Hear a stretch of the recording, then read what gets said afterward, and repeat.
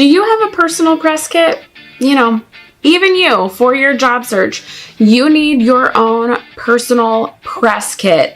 How do you have people find out who you are and more about you? So today we are going to talk about what your personal press kit is and what you need to build one. My name is Cassandra, and I help motivated professionals build their careers and businesses through practical tips to gain career confidence. So, plenty of people who are like public figures have their own press kit, their bio, their headshot, all those things. For your job search, you don't need that. Here's what you need instead. Number one, your resume. So your resume is your number one marketing tool. It tells people who you are and what you can do for them. Now, I have plenty of other videos on this. I have a course on it. I have a playlist on it. Information on that will be in the description box below. You need a resume. You do need to write a cover letter every time you apply for a job. Consider your cover letter your personal press release. This is who I am, and this is what I can do for your company. So just like when a publicist would write a press release for a new product, like, hey, this is our new product, and this is why it's great and what it can do for you, that's what your cover letter is. It is your personal press release. Then you need your LinkedIn profile set up. Your LinkedIn profile is what can draw people to you. It's how recruiters can find you. It's how hiring managers can find you. So you want to make sure you have an awesome LinkedIn profile. Once again, whole playlist about it.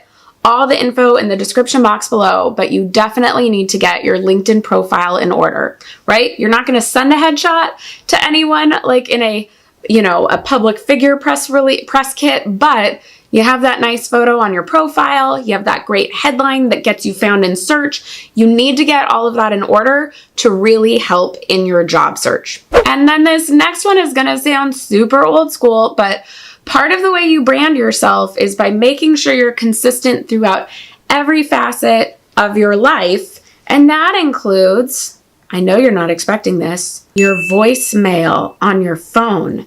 So people are still old school sometimes, and they might not email you. They might call you. Is your voicemail appropriate? Is it the, you have reached the voicemail box of blah, blah, blah? Or did you not fix it since high school when you thought it was funny to go, hello?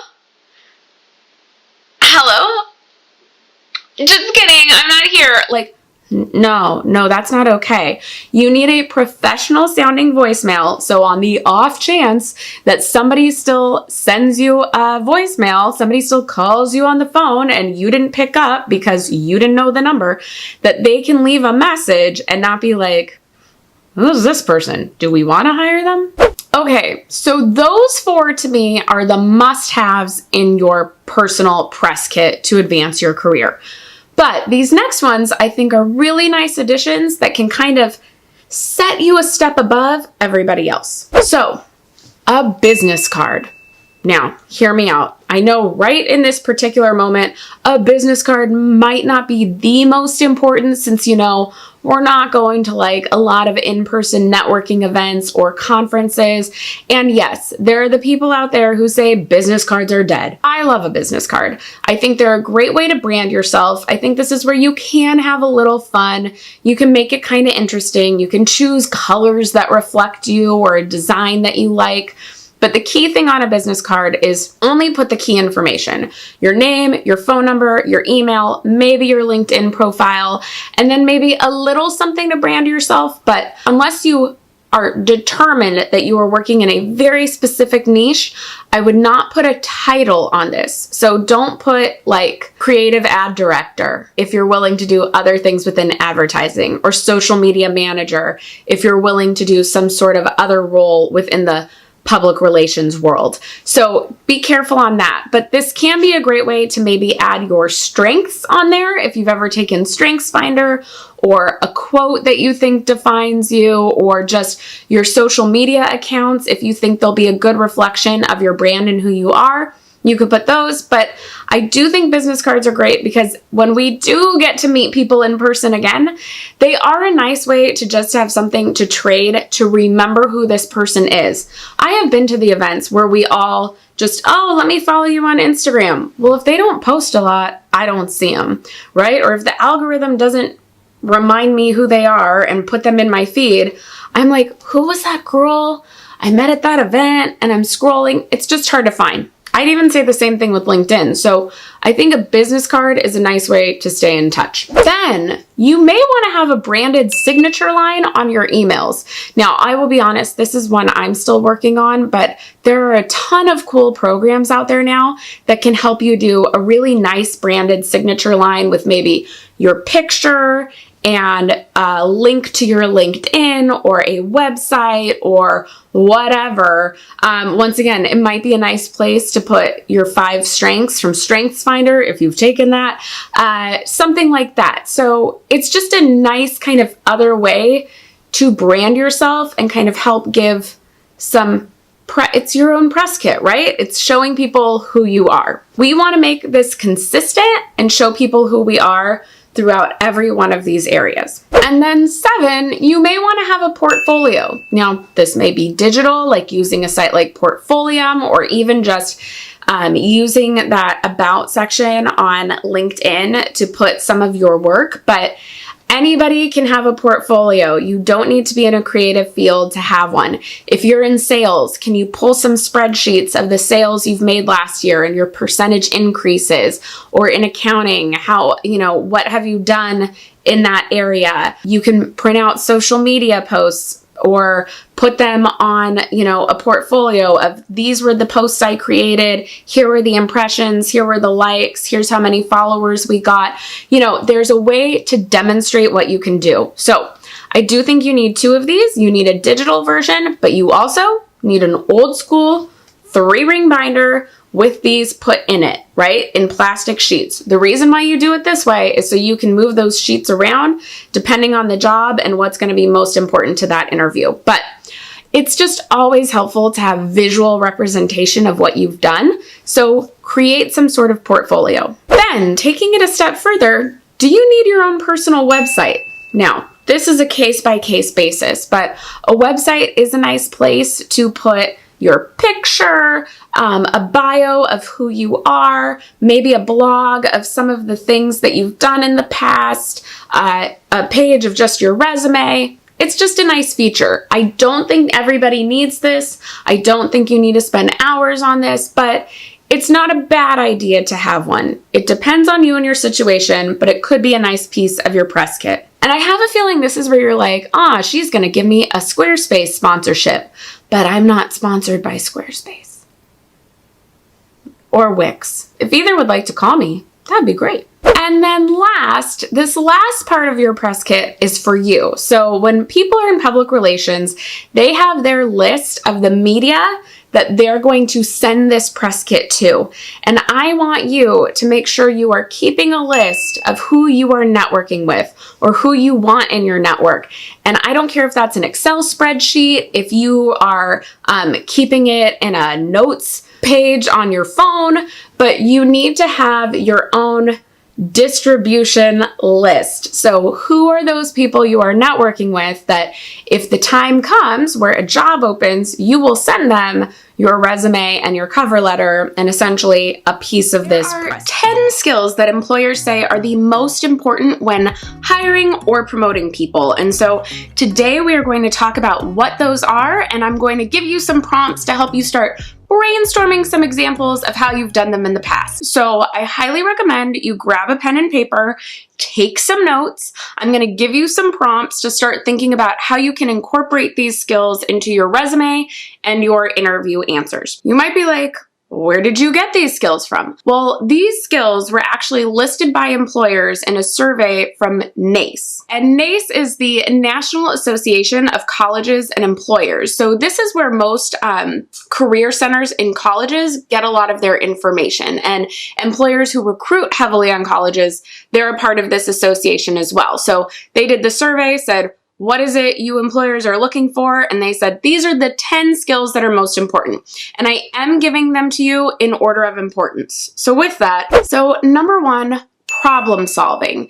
This one I find fascinating because I think more and more people are not great at problem solving. We ask a question and want someone to answer it for us instead of thinking through an answer for ourselves. Start trying to think, how have you solved problems before in the past? What was a problem that you had to solve? This could be something at a past job. This could be in your college career, something at a volunteer association, or it might just be a personal thing. Now, don't go too personal, but think about a problem that you've had to solve. So for example, when we had to move our entire office online, I helped solve the problem of how do we reach students when they can't physically come into our office? How do we start outreaching to them? And I solved that problem. I talked about ways to create a virtual career center, how to start doing more outreach on LinkedIn or Instagram, Facebook, things like that. So that was one version. Now, if it were an interview, I would give a much longer answer, but that's just a sample of how I would share my own problem solving. And just to note, if you can't think of something, that means this is something we need to work on. We got to find an example. So you need to start thinking through, how can I solve problems for myself? Just a slight tangent. I heard a podcast recently where someone said, owning a business, you have to be scrappy. You have to figure things out for yourself. And they said, it's not like college where you ask and they just give you the answer. What? That's not okay. That should not be your impression of college. College is a place where you're supposed to actually develop thinking skills, critical thinking skills, how to solve things on your own. So if there's a problem at school right now or in your job right now, really think through, how do I find the information to solve this problem on my own? Go as far as you can and then ask for resources. Okay, so the number 2 skill, teamwork. So think through, how do you work in a team? What is the role you normally play in the team? What is an example of great teamwork when a team worked together and you all did an excellent job? What is an example when there was conflict in a team and how did you resolve it? These are all teamwork things to be thinking about, to give examples in interviews and possibly bullet points on that resume. Number 3 is strong work ethic and professionalism. Now, this will be shown a lot in your resume just in terms of how long have you worked at places, how long have you worked in general, but also you might get asked questions about how have you handled a difficult situation at work. This is going to demonstrate a bit of professionalism. So keep those things in mind as you're writing your resume, as you're going through those interview questions. Number 4, analytical skills. So how have you used data to solve a problem? How do you look at data to see what's actually going on in a situation? Have you had to report out on anything based on data that you have? Now, I'm focused on data, but analytical things could happen in a lot of ways. How do you decipher something? How have you taken a lot of information and disseminated it, right? These are analytical skills. Number 5, communication, both written and verbal. Y'all, these are important ones. So you could talk about communication in a myriad of ways, but think about, what have you had to write about before and give clear communication on? What have you trained people on, right? Those are 2 different ways of giving communication your best shot. Now, I would also say your cover letter is a calling card of your written communication. You want to have no mistakes. You want to have no grammar errors. Please use Grammarly to help you on this sort of thing. This is a great way to show your actual communication skills. So on your resume too, think through, like, how have you clearly communicated with customers before? Talk about your communication skills. Number 6 is my personal favorite. The 6th thing they are looking for is attention to detail.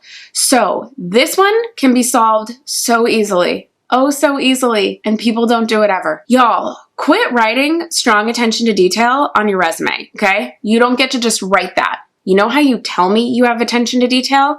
You have a resume with not one mistake on it. That is your calling card that you have attention to detail. If you are not being strongly attentive to detail on that document that is personal to you, that could get you an interview, to get you your job, if you have mistakes all over it, that is a signal to every employer. Well, if they don't care about what they're doing on their own documents, why would they care about the stuff we want them to do?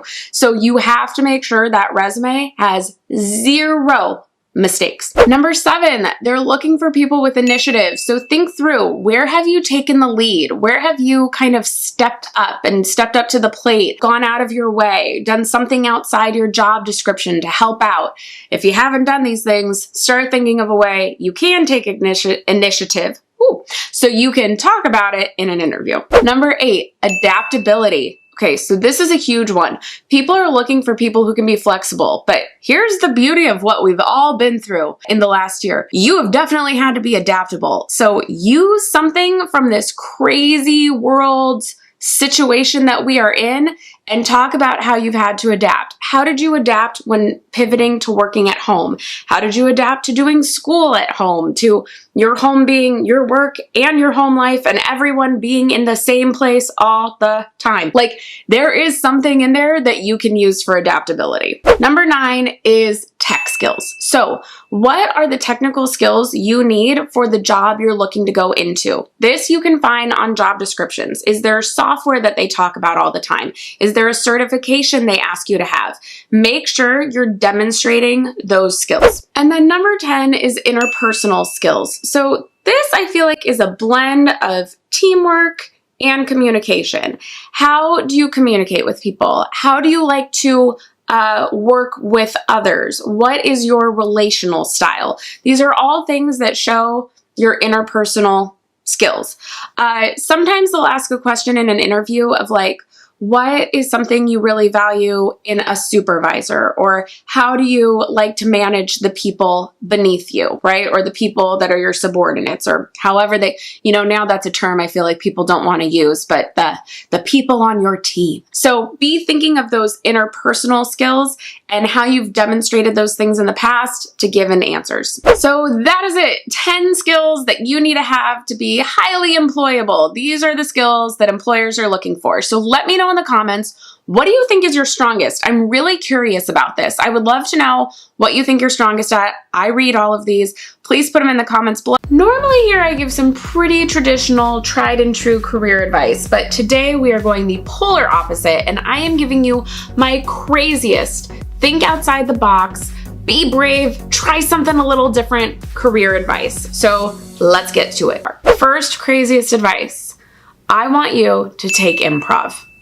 Now, when this video is coming out, some of you might still be in a quarantine time. You can't really go out and do improv, but just know in the future, I want you to take an improv class. Sign up at a community college. If you're in a big city where there's a Second City or UCB, New York, Chicago, LA, I do recommend signing up for one of their classes. Are they expensive? Yes. Are they life-changing? Yes. Here's why I think you need improv. Improv is getting used to the idea of expecting the unexpected, of not knowing what's coming next. And in our world where we control so much, we are not used to that anymore. And I think this is partly why job interviews are so terrifying. You don't know what they're going to ask. And I don't think we realize how much of our day we know exactly what's coming. And to then go into a job interview where you don't know throws you off so badly. So improv gets you used to that idea. Like, it gets you into a space where you realize, I can handle that. I'm not going to know what's going to come next. It also teaches you to deal with failure. When you do an improv class, you will mess up. You will panic. You will not do things well. You will not be funny. And you'll watch everyone not laugh and then move right along. It just makes you quite fearless in a way. Y'all, I tell everybody to take improv. Like, I haven't done it on this channel, but if you met with me in person, I've talked about it on podcasts when I've been a guest before. I've talked about it on panels. I think everyone should take improv in their life. Like, second to wanting you to know Jesus as your savior, you need to take improv, okay? Jesus first, improv second. That's how important I think it is. It just did so many things to change my life. And y'all, I didn't become a performer.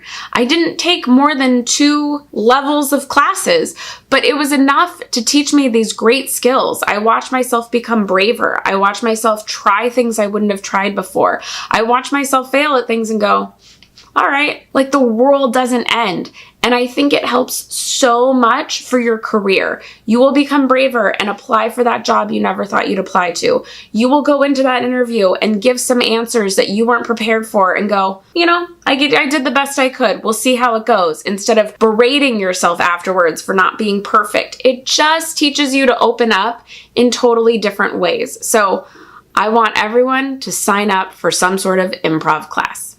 Okay, number 2. We've talked about this a little bit before, but I highly believe proximity matters. What does this mean?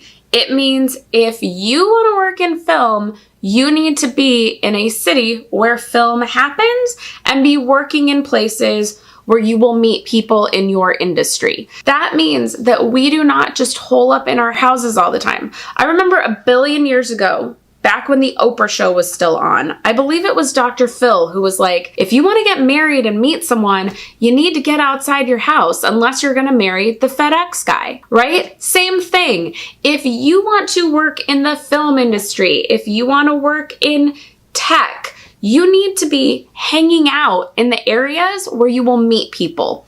So once again, I know right now this one might be a little hard, but you can still be in online groups with people in your industry. You can still, depending on your city, go to a coffee shop what's at the bottom floor of the building that houses the major finance companies that you're dreaming of working for. Whatever it is, try and find a way to be in proximity. When I lived in LA, I would go to the same Starbucks every day to work. And there were screenwriters that would go there every day. And they would all chat with each other. And I just kind of saw, like, this helps. Like, they get ideas from each other. They kind of have a network. Proximity matters. Another story of this. A friend and I were out to dinner, and she was telling me how she didn't have a next job lined up in production. She was like, yeah, I don't have anything left. I'm looking for a new PA job. And we were in North Hollywood. We're walking down the street, and outside a dance studio is set up one of these tents, these like card tents that get set up that say, you know, you are being filmed when you walk by here. It's a clearance thing. So clearly something's filming in that studio. And I jokingly looked at her and said, well, they're filming. See if they need a PA. And we kept walking, and like 30 feet later, we hear, excuse me. We turn around. This guy goes, did somebody say they can PA? Because we actually are looking for a PA. What? So it does happen. I can't say it's definitely going to happen, but remember, if you want to get married, don't be in your house unless you're marrying the FedEx guy. If you want a job in certain areas, your chances of working in that area are going to go up exponentially when you're in proximity. So try and get in proximity of the companies and types of people you want to work with. And again, if we can't do that because we're in a place that's quarantined still or under some sort of advisement of staying at home, go in online groups, find them on Facebook, on LinkedIn, find their association and see who you can network with and comment and share and like online to be in virtual proximity to. Okay, so speaking of proximity, I think you need to drive Uber, Lyft, or Postmates something.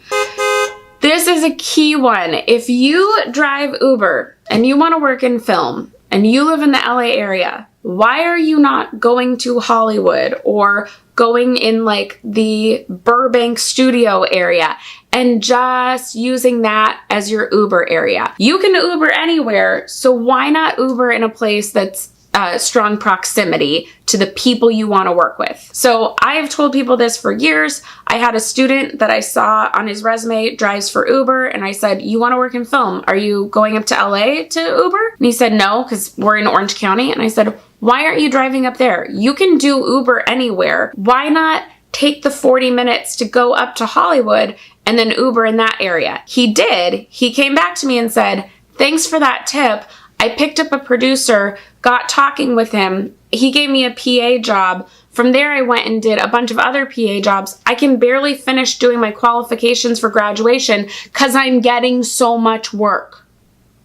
Okay? So this is taking the proximity thing to the next level. But If you have the opportunity to be a driver for Lyft or Uber, I highly suggest doing it, and then doing it in an area where in the proximity of the people who you can come in contact with and talk to who work where you want to work. Start building that network. And then lastly, I want you to be willing to talk to anyone. One of my favorite phrases is, or quotes, although no one knows who said it, is one hello can lead to a million things. We do not know where our next job is coming from, but if you're willing to talk to anybody, you are creating the opportunity for job opportunities every time you open your mouth. So every time you say hello, every time you comment on something, you are creating an opportunity for someone to open up to you and to start a dialogue for them to offer you a job. I know this sounds crazy. It's not. Last story. This was quite a few years ago, but back when I lived in LA, a friend and I decided we wanted to go to the Four Seasons for Oscar Sunday brunch. So in LA, the Oscars, you know, the Academy Awards are a huge deal, and there's parties all week, and there's just kind of a different energy to the city, especially if you work in entertainment. But it was always rumored that everybody eats brunch at the Four Seasons Hotel on Oscar Sunday. We decided, yes, this one time we are going to go gangbusters and spend the crazy amounts of money to go eat brunch at the Four Seasons. So we get there. Fun fact, I did see Colin Firth eating with Tommy Lee Jones the night that, at breakfast before he won for the King's Speech. So I do like to say that Colin Firth and I had brunch before he won his Academy Award, but you all didn't need to know that we were at very different tables. So anyway, check, we saw our celebrities. But my friend and I sit down for brunch, and we're enjoying ourselves, and we see these people at the table kind of kitty corner to us, and we just can't quite figure out how these people go together. Like, you know, normally you can tell, like, oh, that's a business thing, or oh, that's a family eating, or that's friends gathering. We couldn't figure it out. Were they friends? Were they family? They all were dressed different. They didn't look related. It was interesting to us. They caught our attention. And so we were kind of like, oh, I wonder who these people are. They're just interesting. And then the woman got this drink that did not make sense for a Four Seasons brunch. It wasn't a mimosa. It wasn't a Bloody Mary. I still remember it came in some sort of like pina colada glass with like half a pineapple, and I swear a tropical flower coming out the side. And I love a cocktail, and I had to know what the heck she was drinking. So I finally just it came to the table and it drew everyone's attention. And I looked at her and went, oh my gosh, I just have to know, what is that? And so she started talking to me about the drink. And my friend, male friend, he dresses wonderfully. Yeah, he's one of those people who knows how to like do the mixing and matching of patterns, and it all comes together. He's got on this great suit. The two men at their table, since I have opened up to the woman, they now see the opportunity to go, hey, we just got to ask, we were looking at your suit. Where is your suit from? That's a gorgeous suit. And they start there like, oh, the way you put that together, it all looks great. We all start talking. Long story short, we end up moving over to their table. They buy us champagne. Business cards are exchanged, job offers are made, right? We ended up learning about how they all knew each other, what their businesses were. We bonded over stories of going to Miami and travel and all these different things. But it all started because I just asked a woman what she was drinking. Did I know when I asked, hey, what are you drinking? It would lead to all that? Heck no. But if you say nothing, there is no opportunity to move the conversation anywhere else to get that job opportunity. So don't be afraid to talk to people. Talk to anyone and everyone. Now, I'm not saying go give out all your personal information. Be smart about what you share with strangers, but don't be afraid to open up and just ask a question and see where that conversation leads. And because you took the improv, you'll be much more brave to do it. Those are some of my craziest pieces of career advice. Let me know which one you would try. I'm a little nervous about this video. I'm afraid some of you are gonna roll your eyes, but those of you who are brave enough to go out on a limb and try these things, I promise you they can get you a job faster. You want a new job. It's a new year and maybe you decided it is time to find a new job. Well, I am here to help. Today we are going to talk about the best job search tips for 2020. So make sure you stay around for all of them because at the end I might have a little something extra for you. Let's get started. Okay, so to get into the best job search tips, you have to understand my theory on career. Now, before you turn this off and you're like, theory, practice, what is she talking about? Just stick with me. So you may have heard the definition of luck is preparation meeting opportunity. Well, fun fact, that is actually a career theory as well. It's called the planned happenstance theory. And basically it means you are prepared, you're preparing for the right job, and then you have opportunities come up, and when those two things collide, you end up getting a job. Isn't that amazing? And so we need to talk about those two parts of the equation, the preparation and the opportunity. And to give you a little story that demonstrates this is one from a book on planned happenstance. It says, I think it's called Luck is No Accident. But essentially, he gives in the book the story of a man looking for a job. He wants a job doing something creative at an advertising agency. And while he is unemployed, he is going to the gym in his neighborhood every day. Because he goes every day, he's meeting the people who work there. He knows the owner, the manager, all those people, you know, the various staff, because he's building relationships, because he's there every day. He's a regular. And they find out he has, you know, graphic design skills, right? Because he wants to go in creative and advertising. It makes sense.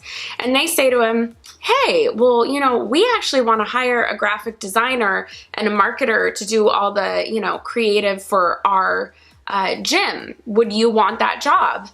And he said no, because he was determined to work at an advertising agency. This is not okay. So that's an example of someone having the opportunity come and then passing it by. So I want you to remember as we go through this, you are going to prepare, and then we are going to create opportunities, and we're going to be kind of direct on where we want to go, but you also have to be open to things that come along. I'm not saying take any job known to man, but be open that you might want to be at this specific company, but there are these other great companies that do similar things. Or you might have only thought of this job that fits your skill set, and a door opens for a different job, but it includes the same skill set. Go through that door. So that's kind of where the luck part comes in my head. You have to be sort of open to what comes to you. But now we're going to prepare. First off, how to prepare. You need to look at job descriptions of the types of jobs you want and see what skills they need. This sounds basic, but sometimes we don't do this. So look at jobs that you are interested in and write down what are the skills they're looking for. If they're hard skills, let's go take a course on those skills. Let's make sure we're beefed up on those skills, whether it's Adobe Premiere, Microsoft Excel, SPSS, Cision, I don't care. Just whatever that skill is, make sure you are in tip-top shape on it. And if you need help with that, use LinkedIn Learning, use Skillshare. Everybody has a course on something nowadays, so you can find a course to make sure you can beef up those skills. And then if it's a soft skill you need, like, or now we're calling them success skills, you know, communication, teamwork, etc., make sure you can find examples of those things from your past and put those in bullet points on your resume. And if there's something you don't have, try and find a way to get it. Can we volunteer somewhere? If you need social media skills, can you join the PTA at school and be the social media person at all the upcoming events, or do something for a nonprofit in your area? There is a way to beef up those soft skills, and then make sure they're on your resume. Speaking of resumes, another thing you need to prepare is your resume. Is it up to date? We don't know when the opportunity is occurring, so you want to make sure your resume is always current. Does it have your latest skills on it? Does it have your latest job with excellent bullet points? Go through your resume, give it a refresh, make sure it's current and up to date so that you are ready whenever opportunity strikes. Oh, P.S. Same with your LinkedIn profile, right? If your resume is updated, your LinkedIn profile needs to be updated. And then, do you need to prepare in any other ways? Like, is there something else you need to demonstrate? Like a portfolio of your creative work or your written work or just some examples of what you've done in the past. Maybe it's data. Think through if you need to have any of those things ready to go as well. And then we are prepared. Basically, you're a Boy Scout at this point, right? You're prepared for any opportunity. So we've prepared. Now we need to create the opportunities. If you've watched any of my other videos, you already know how we create opportunities, but if you're new here, we network. So what does this mean? This means you need to start going to events. You need to ask people to coffee and you need to follow up on relationships you've already built. So first, go to any kind of meetup or mixer related to your industry. That could be a LinkedIn local, a creative mornings, a tech happy hour, a startup grind event. There are so many. Check Eventbrite, check LinkedIn, find events in your area that you can go to and that are related to what you want to do so you can start meeting people. But please remember, that is not enough. We don't just go and collect business cards. Now we need to follow up. So that goes to the next piece. Start getting coffee with people. Ask people who do interesting things to meet you for coffee and ask them questions about what they do. How did you get started? What advice do you have for someone starting out? You want to build those relationships. Now, I have a whole series of videos about this. I will put a card right here to that playlist. Also put it in the description box below. So make sure you check that out if you need more help in this area. And then find more people to connect with on LinkedIn or think through people you know from your past who do something related to what you want to do. Follow up with those people. Send a connection request on LinkedIn with a note saying that you're really interested in what they do and ask them questions as well. And then we build on these relationships. You need to then, follow up down the road. Say, just checking in, wanted to see how you're doing, or just got that skill you recommended I get so that I'm a good candidate for this position. You want to follow up with these people. And then lastly, we're going to target people, but also be open-minded to the people who come to you. If somebody meets you and says they want to go to coffee, go to coffee. You don't know what's going to come from that relationship. Basically, the more you put yourself out there, the more opportunity for opportunities. And the more opportunities we have, the more likely a job will come to us faster. Now, going back to that story of the gym guy who said no to the great job, you need to be open to opportunities that people bring to you. So if someone comes to you and says, hey, I have a job opportunity, don't overthink it. Listen to what they have to say, analyze it, and if it seems to fit your skill set and what you've been preparing for, go for it. This sounds really obvious, and I think we can all look at that guy at the gym and go, why did he say no? He needed a job. Why didn't he just take it? But sometimes we get such tunnel vision that we don't see the forest for the trees, right? I think I used that right. So make sure that you're staying open to what comes to you. But the more we're prepared, the more people we meet, the more chances to get a job in 2020. So if you want more help on how to prepare and create those opportunities, I have a free ultimate job search checklist. You can get that in the description box below, or just remember this, www.ultimatejobsearchchecklist.com. Go straight there and you can get your free checklist now. That is it for today. I'm Cassandra. If you like this video, give it a thumbs up and I will see you next time. Bye.